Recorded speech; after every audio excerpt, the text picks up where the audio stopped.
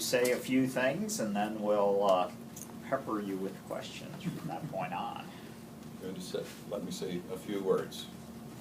3 or 4. A few words. A couple sentences.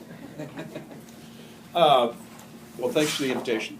It's great to be here. It's a little different than the last time, I think. And I guarantee you the last time, the sports editor was not part of the interview process. So I will tell you, my sports career ended with graduating from high school. There's not a lot of use for 165-pound nose guards in college football. So that was the end of my sports career, except I was telling them that my first job out of undergraduate school was as a sports writer for the Belleville News-Democrat. Short career, a bit attenuated. Did you make it 2 paychecks? I made it a couple more than 2. Okay, all right. A couple more than 2, but not many. Okay. Yeah. So thanks for having me here. I'm glad to be here. And I think, as I said during the debate, I think we have a clear choice here. During the election campaign, I made some promises. And my theme during the debate was promises, performance. It's easy for a politician to make promises, a lot tougher to perform. And so what you have to compare are, what were the promises, what's the performance, and then evaluate that performance against the performance of the other candidates. I said that I would work for Illinois coal industry. I've done that. In fact, I'm endorsed by the United Mine Workers. And I said that I would work for agriculture, because ag is a huge part of our district. And although it's less of a consideration here, I said that I would work to protect Scott Air Force Base and work to grow Scott Air Force Base. I sit on the Armed Services Committee, and I have worked very diligently for Scott. And of course, really, Scott's such a huge driver of the economy there that there's certainly an impact here if we were to lose Scott with that $3 billion a year that goes into the metro economy up there. A lot of folks drive down and do the wine trail and go camping in the Shawnee National Forest. So with that, I guess I'll just throw it open to questions and let you folks pepper me.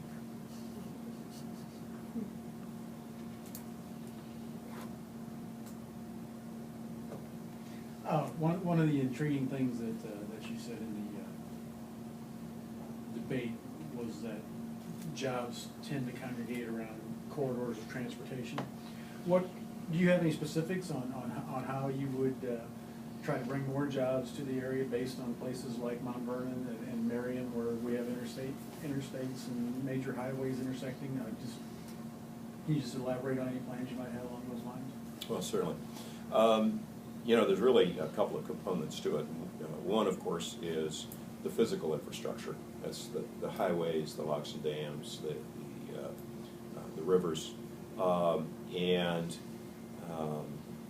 know that an interstate has been proposed to run from Cape Girardeau over to tie into the I-57-24 corridor. I think we need to look very closely at that.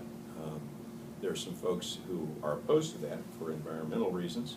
I think that we can do it in a sensitive manner, and that we can open that part of the district up to some sustainable development, and while we protect the environment, but provide, and frankly, you have to look too at what are the environmental costs of not developing an interstate like that, because you're still going to have those goods shipped from Cape Girardeau somewhere else. And if we're saving fuel, saving time, saving energy use, you're helping the environment there. So I think that we certainly need to take a look at doing that. I've been working with Sam Goldman and others on the Jackson County Port Authority to help develop port capacity here in Jackson County. So we intend to continue working in those areas. The second part of that infrastructure equation is what I call the soft infrastructure. That's the human capital, because you've got to have that human capital along with the hard infrastructure to really get anywhere. And so I've been working with the community colleges particularly to help develop job training programs for unemployed folks, underemployed folks, to bring their skills up to the point where they can fill some of these job positions. I have two different acts that I've introduced in Congress. One's called the Jobs Act, the other's called the Work Act, SWRC.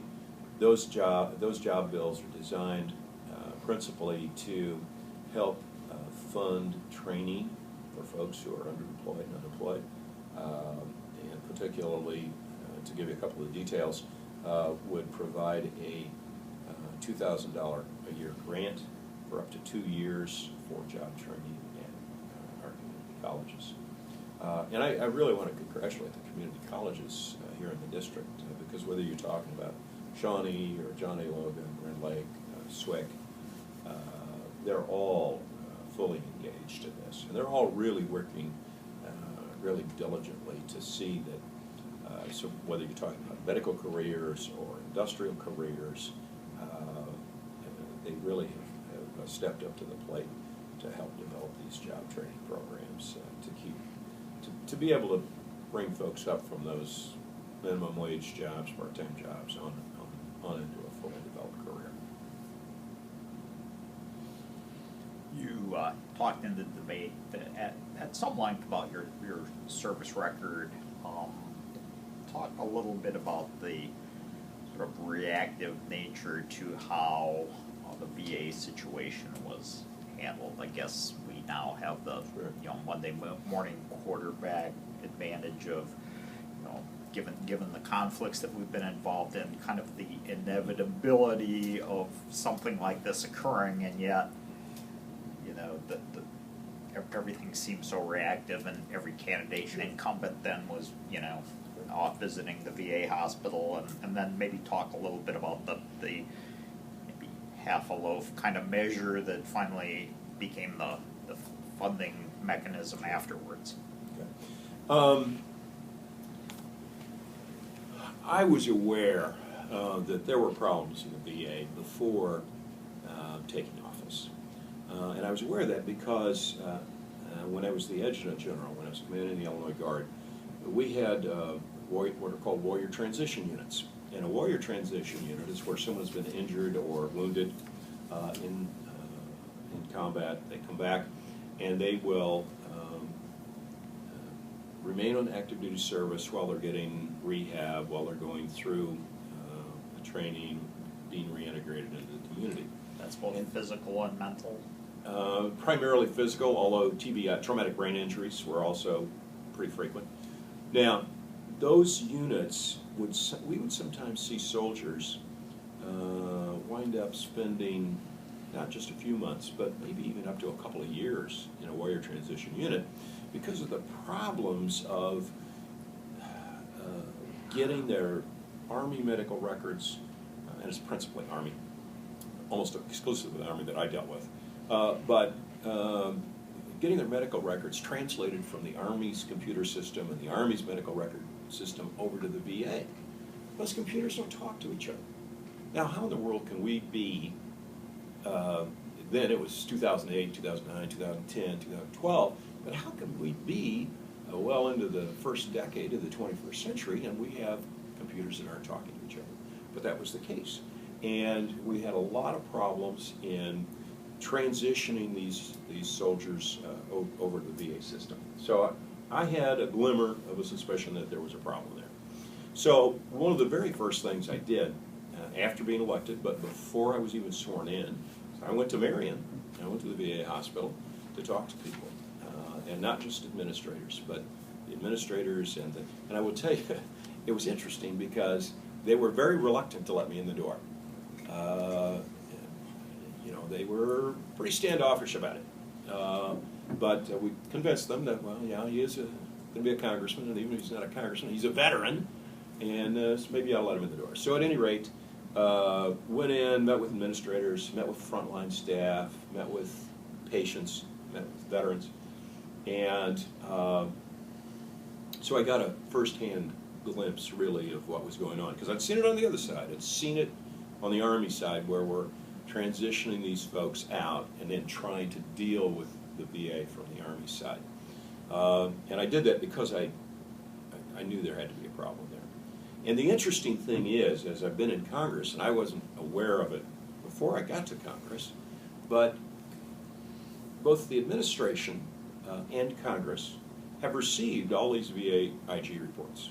They've been well aware of the problem since as early as 2005. Yet nobody took any action until the media broke the story and we started seeing headlines about it. And so shame on two administrations, shame on Congress for not doing anything until they read about it in the headlines. And you know, frankly, we should have known this was coming.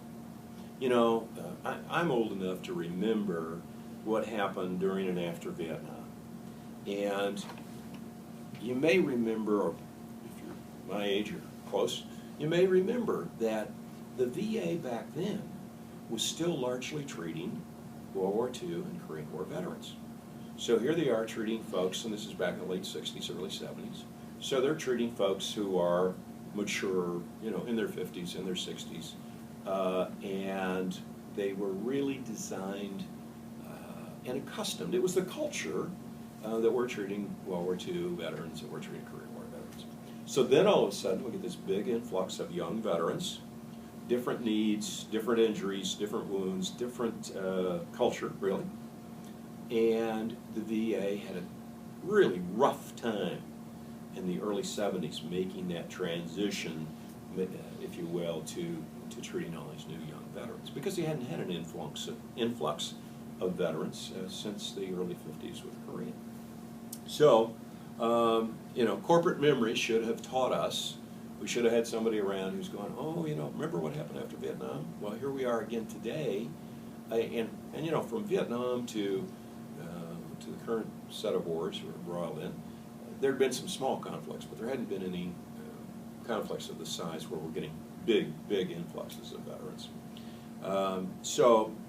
Clearly, we needed to change the mindset. We needed to change the culture, if you will, of the VA.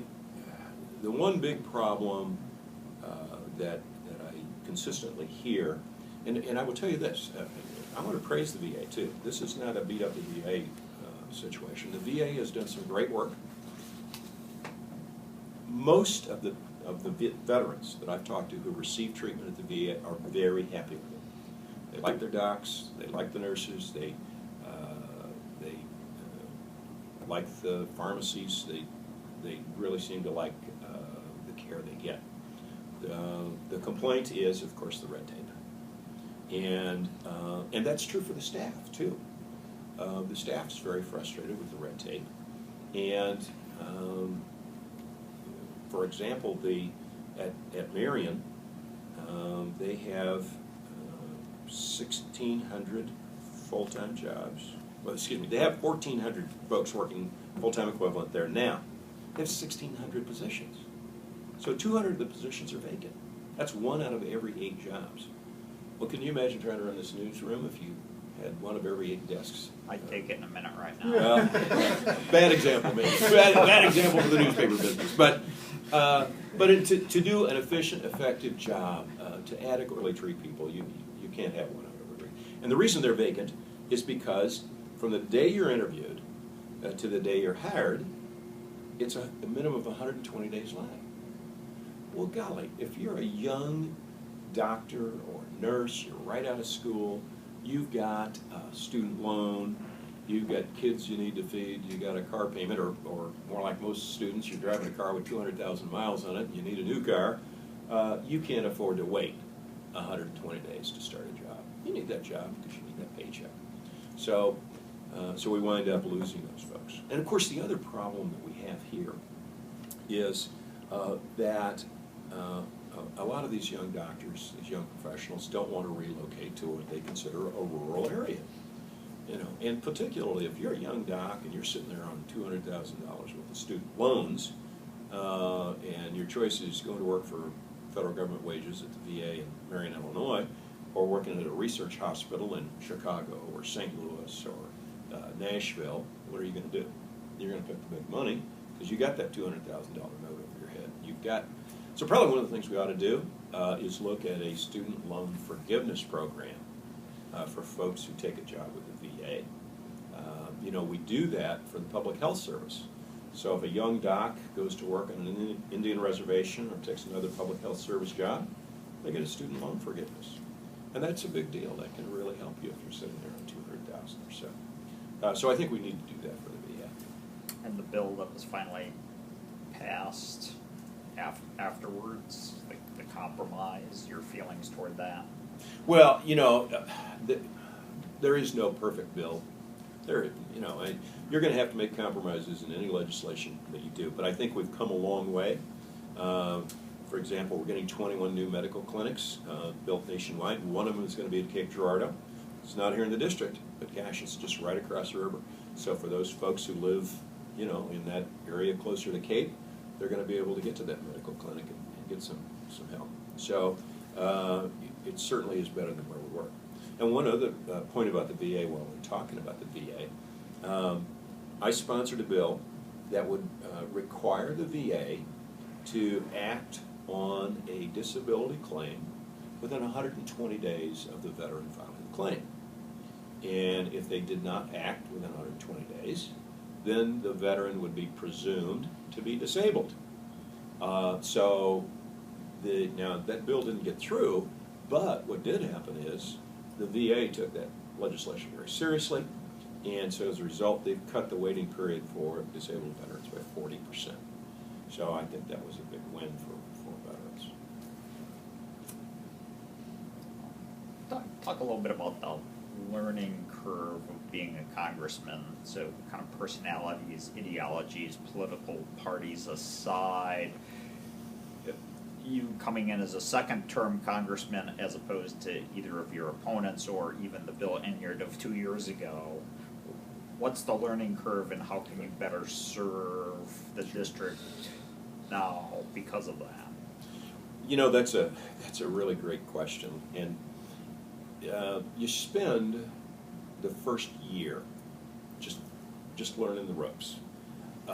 It's like any other highly skilled or executive or professional level job. You're dealing with complex issues. You're dealing with in many ways I guess a bureaucracy that's entrenched. You have folks who've been around Washington forever and know all the ropes and know all the back doors, if you will. And so you spend that first year minimum just getting your office set up, learning your staff, learning the staff's weakness, learning how to get a bill introduced, learning how to get an amendment on the floor, all of the techniques of being a legislator. And of course seniority counts for a great deal on Capitol Hill.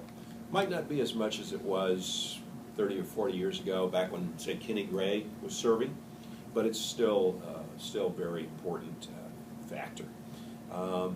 The great thing about serving on the two committees I serve on the Armed Services Committee, and I serve on the Agriculture Committee.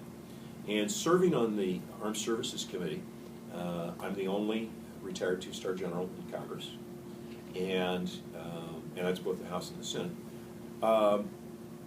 And so, because of my background in the military, and because of my many years of experience there, and I served on national level commissions, advising the Secretary of the Army on roles and missions for the Reserve and Guard and other things like that. So I've walked in the halls of the Pentagon occasionally. I have a depth of experience and a depth of knowledge of the military that virtually no one else in Congress has.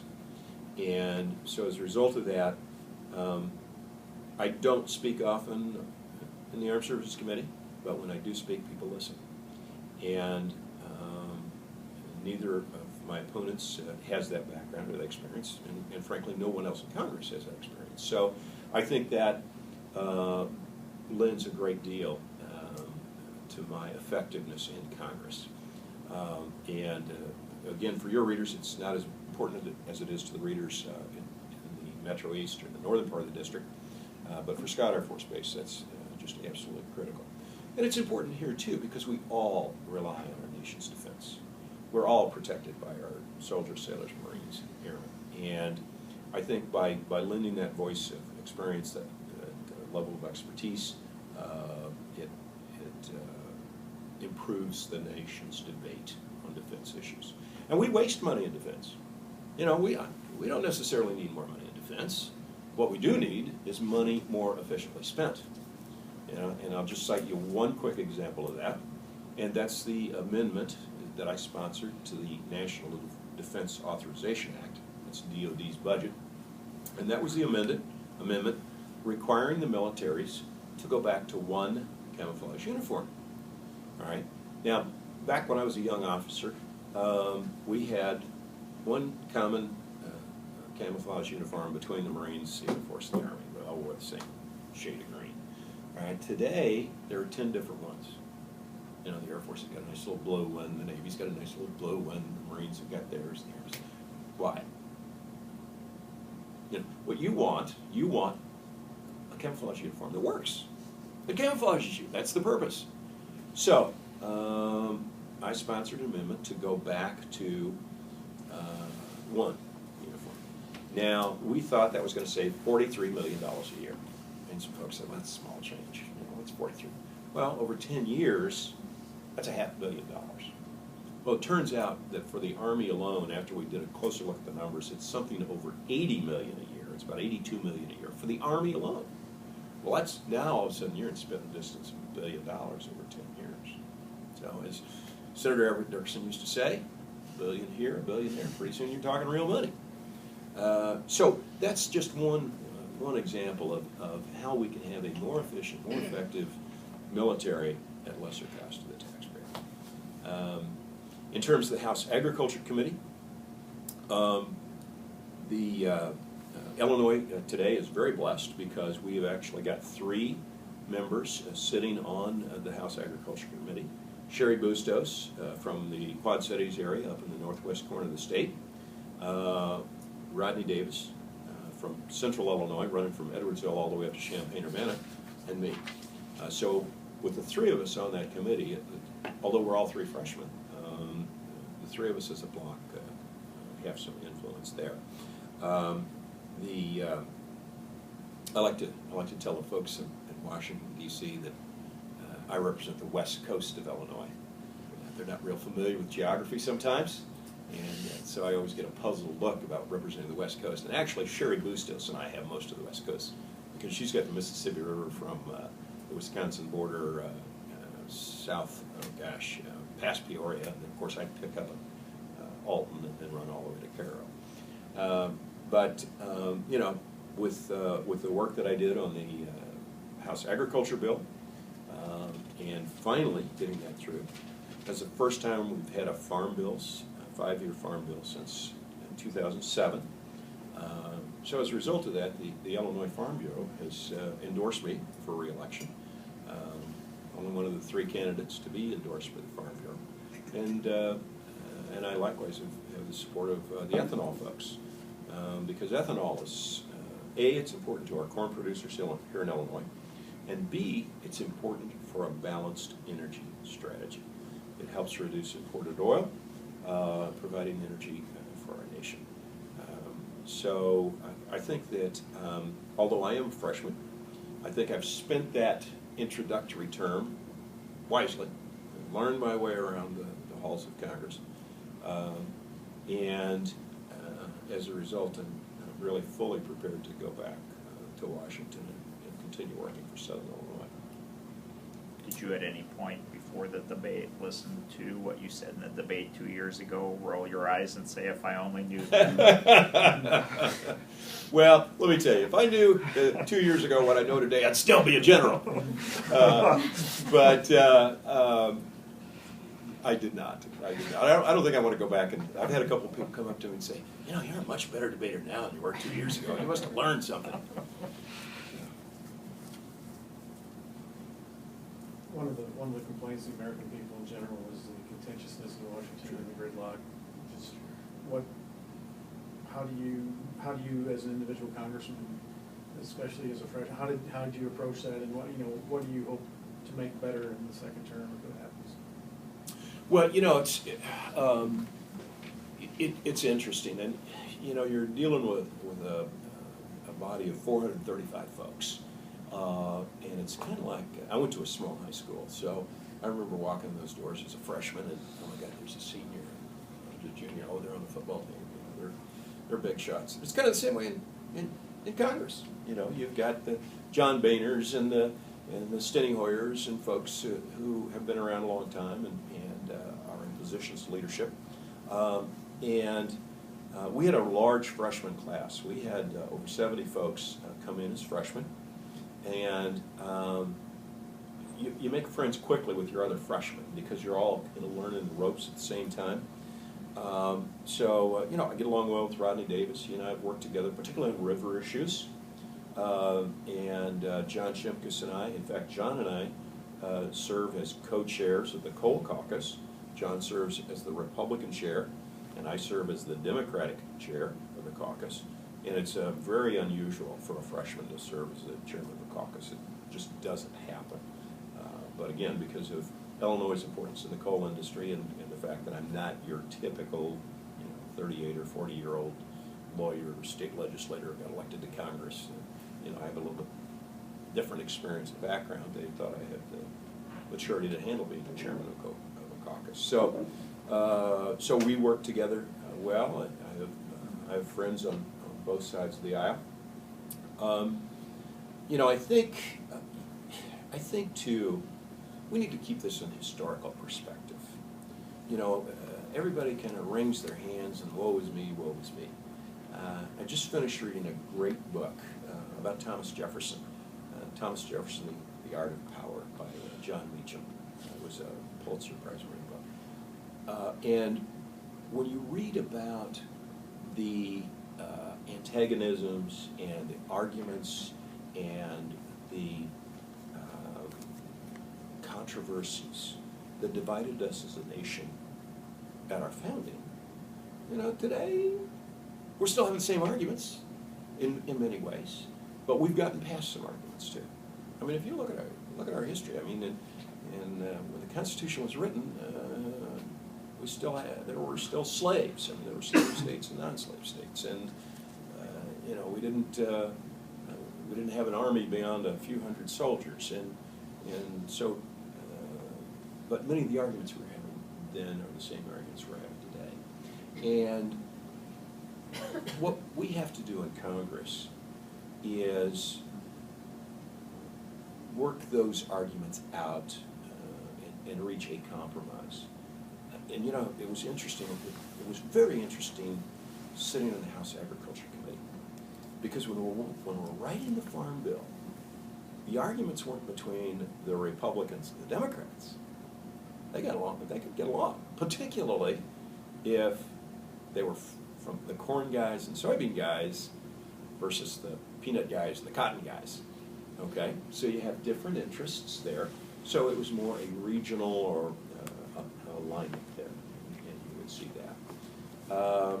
So I think we have some philosophical disagreements about the role and size and scope of government. Most of us agree that education is a good thing. Most of us agree that highways are a good thing, that good air traffic control is a good thing, that good public health is a good thing. Most of us. Now, I will tell you, there are 30 or 40 people in Congress who don't agree with that. They think government is evil. They think that all taxes are bad. There should be no taxes. I mean, these, the very far fringe of the Tea Party folks really believe that. We have people who vote against everything. So you just have to set those folks aside and say, and there are some folks on the far left who have equally strange ideas. And you just have to kind of set those folks aside and say, okay, well, what we have to do is reach an agreement that works best for the United States of America. And that's what I do with the votes that I cast. you know, and if you watch the attack ads, and it depends on which attack ad you're watching. I'm either 90% with the president or only 83% or what, pick a number. But what you have to do is you have to take those bills and look at them and weigh the entire bill. You don't get to just vote on one part of a bill. You don't get to vote on just one appropriation. You have to vote on the whole package, and that's how you have to weigh it. So when they pick and choose these bills and put them in an attack ad, I didn't vote against veterans. What I did vote against was the Paul Ryan budget. And the Paul Ryan budget, on the whole, was very bad for the American people, in my opinion. And so, and there were folks who agreed with me. That's what you have to do. You know, you get paid to make tough decisions. And in this job, you're never going to make all the people happy all the time. In fact, I don't even agree with my wife all the time, so I don't agree with her. But that's the role you have to play. You just have to accept the fact that you're going to get rocks and arrows slung at you occasionally. And it doesn't do a whole lot of good to get angry and go beyond the pale in dealing with folks. You have to work rationally and logically and be willing to give a little,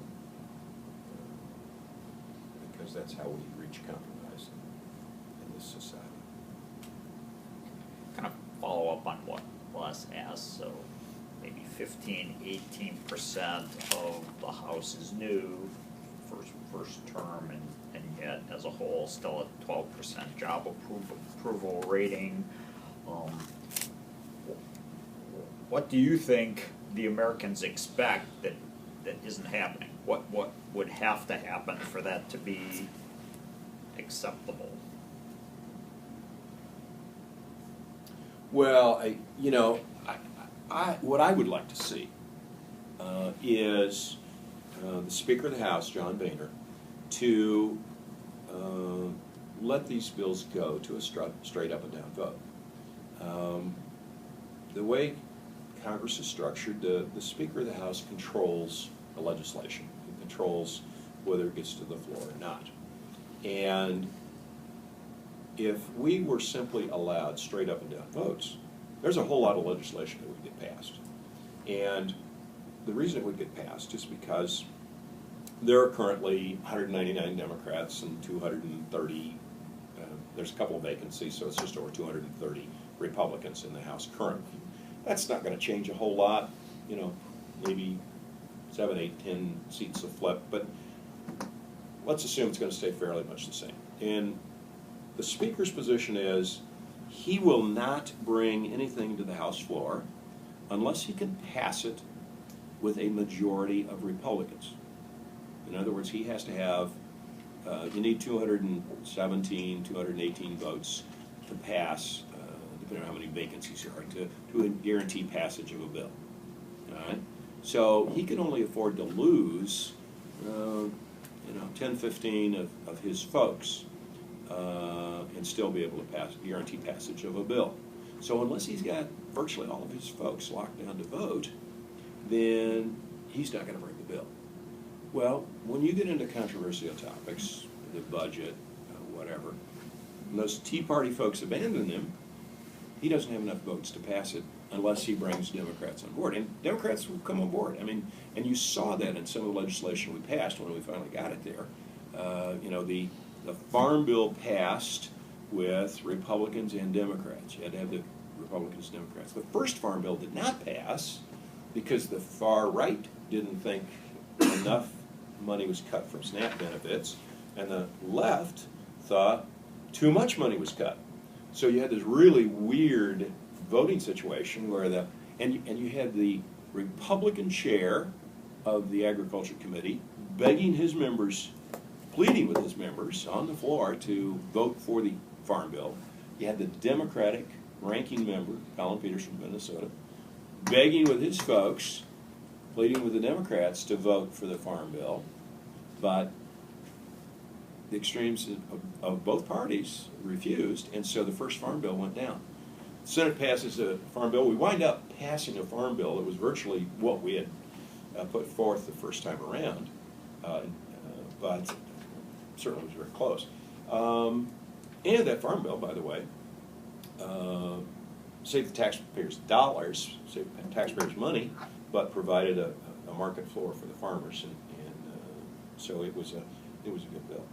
But I digress. I hope I answered your question. Your Coal Caucus tag team partner was sitting in that chair yesterday, and to the same question, he probably more than hinted that blame for this congressional job approval ought to be placed somewhat on the person of Harry Reid, who he says, there's 300 and whatever, 74 or 47 bipartisan bills, as he describes them, that have not been brought to the floor in the Senate.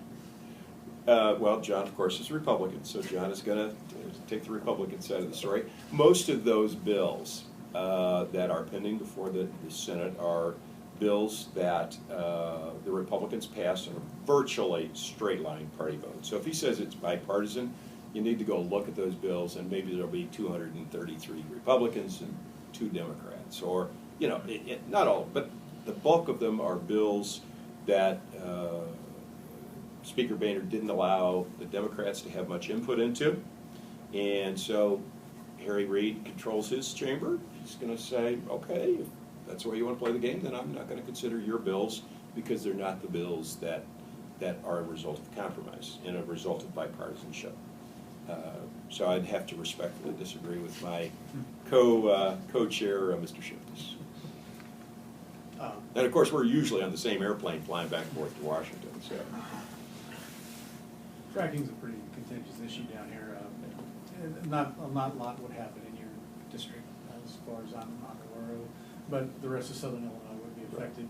Senator Durbin was here the other day, and while he's expressed some support of fracking, he said that he didn't think that it should be done in environmentally sensitive areas. And I mentioned I live over in Saline County, where it'll happen quite a bit, and all our drinking water comes from groundwater sources. Sure. And he accepted the caveat that would probably, in his opinion, qualify as an environmentally sensitive situation. Would you agree with that assessment, or how would you approach that? That's another one of those situations where you have to weigh all of the risks with all of the advantages, if you will. And I can tell you that I have had, I remember really clearly a fellow who's a prison guard at Chester came up to me and said, Congressman, I live on a farm. I get my drinking water from a well. Please don't let them do fracking. And it's not the first time I've heard that. So, and a very conservative guy. I mean, he's a very conservative guy. And on the other hand, I've had a lot of businessmen and attorneys and folks in the industry come up to me and say, we've got to do this. We've got to do, a lot of money here, a lot of jobs, and folks want to work. I think what we have to do, and I have heard my opponent so many times say, we got too many regulations, we got to cut regulations, blah, blah, blah. He never says what regulations he wants to get rid of. And let's not forget the Deepwater Horizon, where BP was disregarding environmental regulations, and as a result, we had one of the largest disasters, and people died. Now, let's not forget Massey Energy, hundreds of safety violations, hundreds of violations, and dozens of coal miners died. So I think anytime, and of course there's no free lunch. I have news for everybody. There's no free lunch. Any type of energy that you develop is going to have a cost. Now, whether you're doing solar energy, or whether you're drilling for oil, or you're fracking, or you're mining coal, or you're using any of those, there is a cost that you pay. And so what you have to do is balance the costs, mitigate any environmental damage. We all want to drink clean water. We want our kids to drink clean water, and we want to breathe clean air. And so what we have to do is mitigate those costs and not recklessly endanger or allow these large corporations to recklessly endanger our water sources, our air sources, and so on. I think that from what I have read, I'm not an engineer, obviously, but from what I've read, fracking is environmentally safe if, biggest two-letter word in the English language, if it's done safely, if it's done properly. And so I think that, and I have to congratulate John Bradley and the folks who worked putting that fracking bill together.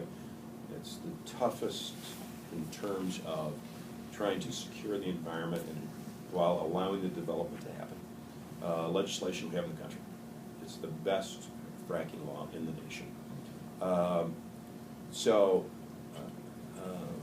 What I would want us to do is do it with sound regulations, environmental regulations, that word that my opponent hates, and have those regulations enforced. And if somebody doesn't follow the regulations, shut them down. Shut them down, and there should be penalties sufficient, and we need to have inspections, regular, tough inspections, not somebody who shows up once every 3 years and checks a box.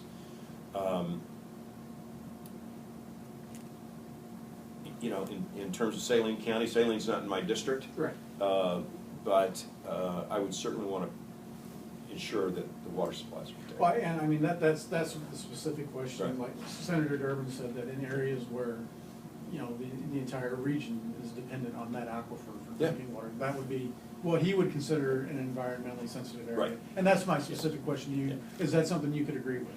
Oh, absolutely, absolutely.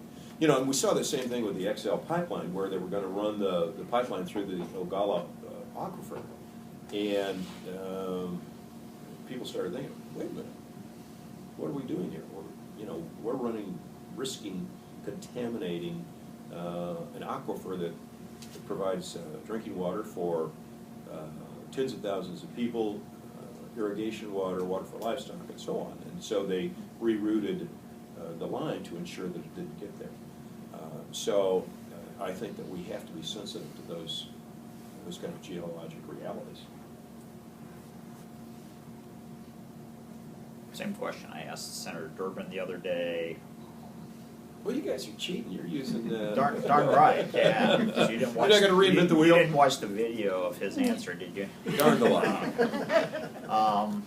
Your suggestion to the president, final 2 years of his administration, the presidency, whose legacy is murky, somewhat intertwined with the Affordable Care Act. So, what would you advise him to do in his final 2 years to make a long-term difference for the country?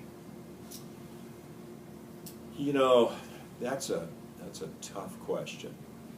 I wish I'd listened to Dick's interview. I think,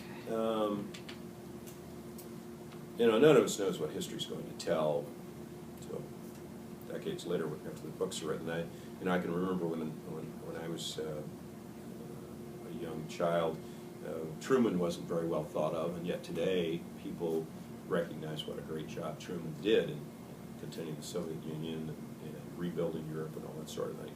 So I think let me just tell you the frustration that I have in Congress with the as an individual congressman with the administration, and that is, I think there could be better communication with Congress, and I say that as a Democrat. I think that when I reach out, I get response from whether it's the EPA or the Army Corps of Engineers or whatever the administration, and I have a White House liaison. I can pick up the phone and call them. But I don't think they reach out to us enough, and I don't think the White House has done a very good job of telling the American people where we are and what we're doing. I think they could do a better job there. You know, unemployment today is 5.9% nationally. It hasn't been that low since 2007. Interest rates are at record lows. Energy prices have come back down. Healthcare inflation is the lowest it's been in 40 years. Healthcare costs, rising costs in healthcare have been contained for the last 2 years. We need to hear those kind of stories. You know, when you click on the evening news every night, it's the sky is falling, the sky is falling, the sky is falling. Well, sure, there are problems. There are also some good news stories out there. And I think the American people need to be able to balance in their own minds, you know, what the facts are. You know, we've come out of the worst recession since the Great Depression, and you know, I remember my mother telling me stories about going to school with a large sandwich in the 30s, and that was a devastating blow. That was largely responsible for the deficit, that recession, because the government borrowed money to keep people working. And so today, the good news is the deficit has been cut 60%. That's a tremendous stride. And part of the reason is that we've cut government spending a little bit, but largely it's due to a better economy. And as more people are working, and as more people are working in better jobs, they're paying more taxes and the deficit comes down. And that's how we solve economic problems. You can't cut your way out of a recession, but what you can do is grow your economy to eliminate a deficit. So let me try rephrasing. Would you say I'm a Keynesian? Let me try to rephrase the question. All right. So you're talking to the president, and when you tell him to communicate better, what specific thing would you like him to communicate better that he would enlist Congress's help to accomplish in the last 2 years?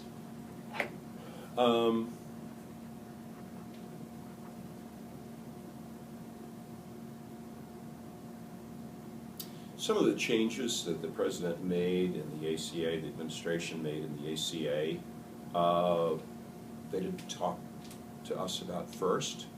And as you know, I voted for several of the changes in the ACA, and the administration has adopted every one of the changes after I voted for them and broke with the Democratic Party and the administration on it and voted for those changes. I think that he would be better served in whatever the issue is, whether we're dealing with foreign policy, whether we're dealing with domestic policy. I think he'd be better served coming to Congress and developing a better relationship with Congress that way.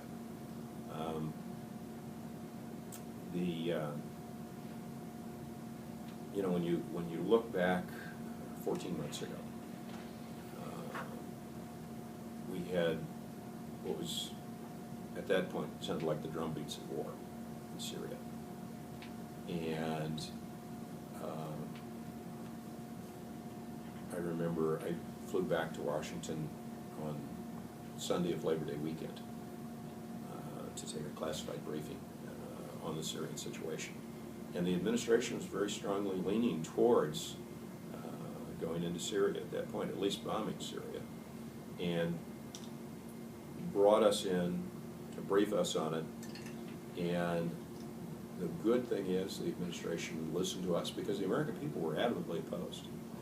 And you know, you have to be a leader, but you also have to know where you're leading the nation. And if the nation's not ready to go there, you know, let's look back at World War II. You know, how long did it take Franklin Delano Roosevelt to get the American people to the point where, well, it took Pearl Harbor is what it took. And today, now, we see Americans are much more in favor of at least some intervention in Syria because of the actions that these terrorists have taken. And this is a sore subject with you guys, beheading journalists. But, you know, we can't have terrorists doing these kinds of things. So I think the administration, at least on some issues, has listened to the American people, has listened to Congress, because as a representative, when I was asked, I said, before I was asked, I told them, you know, we cannot go into Syria at this point. The American people are not ready to support you on this.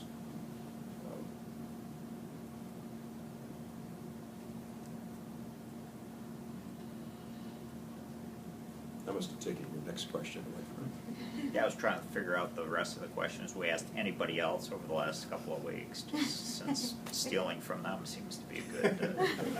Well, let's talk about minimum wage. Should we? You want to talk about minimum wage? Yeah. I think a minimum wage should be raised. I think, you know, minimum wage has not kept pace with inflation. And when we look at minimum wage, most of your other Social Security is indexed for inflation. Military pay raises are indexed for inflation. And, civil service workers, everybody is indexed for inflation, but the minimum wage hasn't been. So as a result, people have fallen way behind. And so raising the minimum wage to $10.10 an hour, I think, is a good start to get caught up in inflation. Yeah.